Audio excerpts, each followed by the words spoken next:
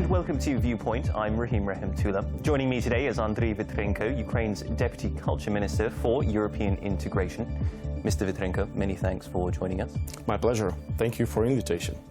You come just ahead of a new initiative going into force between Ukraine and the European Union, especially in the cultural and creative sphere.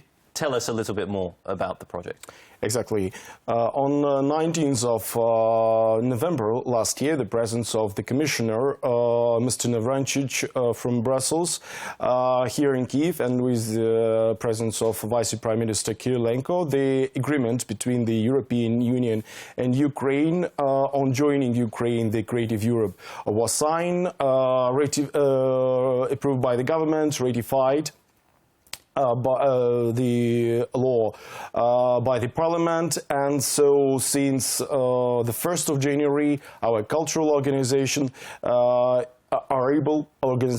able to join the biggest European cultural fund ever created, the fund of 1.46 billion euro for 2014-2020, in order to exchange with the cultural ideas, creative industries, etc. So it's a quite open space for our Ukrainian culture to integrate into a European cultural space. And so Ukrainian cultural organizations, and does also include artists, individuals? Artists, exactly. Because they can apply for funding. Yeah, they can apply for funding. There are the calls from each year from the European Commissions for applying in specific spheres, because Creative Europe consists of two sub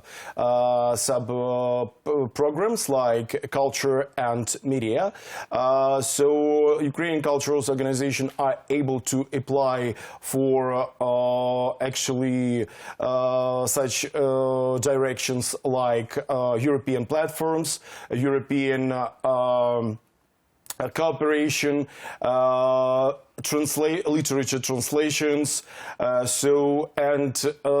in media sphere we are able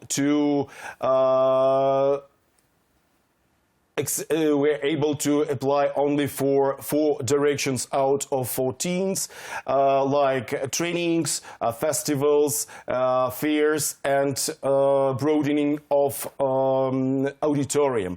And other 10 directions in this media sub-program will be open as soon as Ukraine joined the special directive of the European Union in conformity with the legislation of the European Union. So the main idea is just that Ukrainian organizations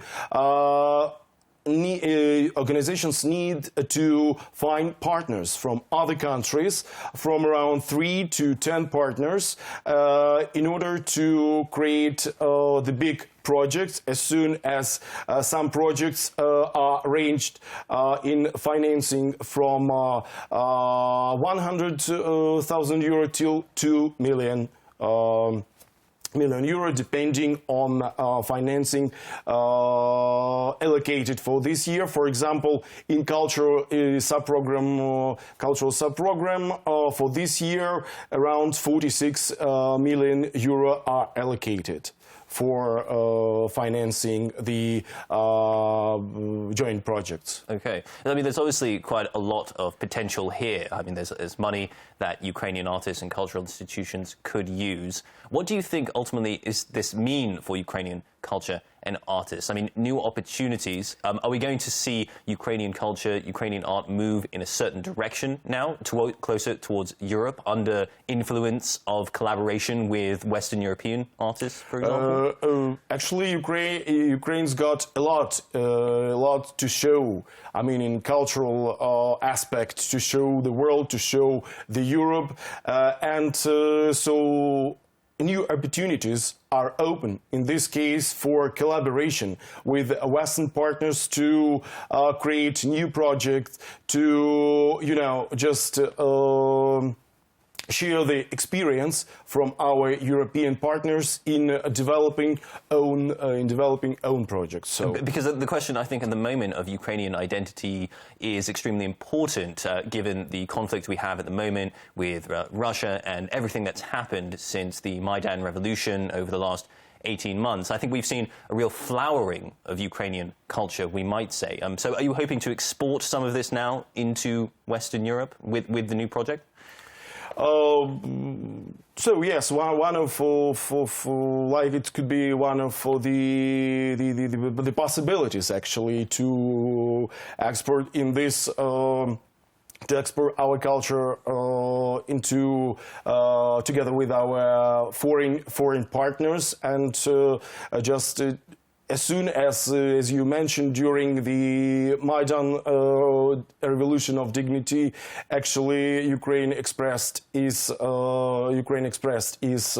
identity, and so of course we've got in this case a lot to show and to the same share with our partners. What about the experience of other countries? Because so Creative Europe is not just European member states, but there are also other states involved, part of the project, who are not European member states. So Ukraine's going to join that club. What have you seen in places like Georgia, like Moldova, who have already been a part of this project for some time? Yeah, our Georgian and Moldova colleagues, they joined Creative Europe, if I'm not mistaken, 2015, so last year, and so they already applied for the funds from the European Union, and so this year we're able as well to actually together with our Georgian and Moldovan colleagues and with the foreign partners to pretend for financing. The important thing in our case is the next step, which we're having, is to create the national bureau responsible for information campaign, how it works, how our organization have to apply for those projects. And so for this year, actually, Ministry of Culture already planned 4 seminars in different training seminars, different parts of the regions, in order to let our cultural organization understanding how the Creative Europe is functioning. We are bringing our partners from a Culture and Creativity program, the project funded by the European Union, the expert from Creative Europe desk from other countries to share the experience during those trainings and seminars in order to understand how it's functioning and what are the better way to apply for those projects. Well, Mr. Vitrenko, we're almost out of time. So finally, then, as you say, there's going to be training programs and actually a sort of informational campaign so that Ukrainian cultural organizations and artists will know how they can apply for funding and what it means to be part of Creative Europe. And so looking a little bit down the road then, what do you think we will see? When will we start to see the fruits of this new collaboration with Europe? I'm not sure that actually we'll see the fruits this year. I mean, as soon as we're only the beginners in this process, but our consultations in Brussels, our understanding how the process is functioning,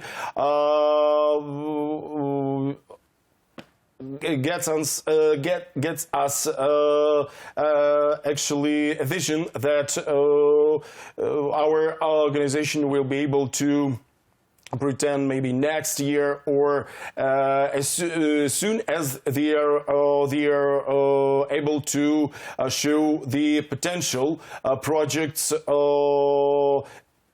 in order to, create some big success with our foreign colleagues. So, but on our part, we'll do our best in order to give our cultural organization understanding how it's functioning, how it works, and in order them to be able to work with it successfully. All right. Well, Mr. Vitrenko, it sounds like it's all in the pipeline, lots of potential. We hope that very much it will come to fruition. Many thanks for joining us here today. And thank you for the invitation. And so, when it gives some success, we'll absolutely able to share it with you. Thank you. Thank you very much. Thank you. You've been watching Viewpoint. I've been joined by Andriy Vitrenko, Ukraine's Deputy Culture Minister for European Integration. That's all we have time for. Many thanks for watching, and do join us again.